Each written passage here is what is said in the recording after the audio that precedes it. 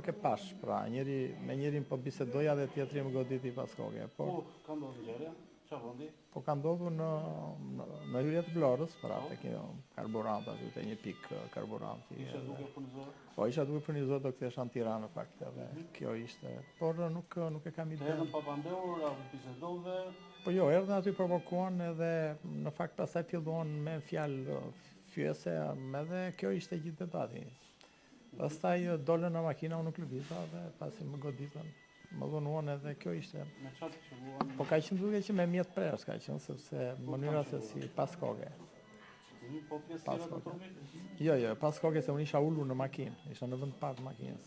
Ata kanë qelluar kur ti ke qenë brenda makinës? Po brenda makinë, njëri nga drejtarja po më ofendonte, tjetri kaloi na deri pasagjerit aty.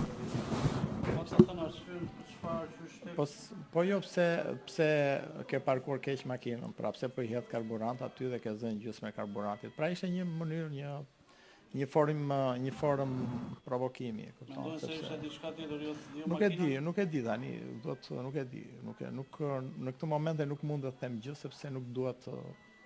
Ju nuk i njihni personat? Jo, nuk i njoh të dy, ishin moshë e re, e kupton, edhe nuk është se nuk i njihja.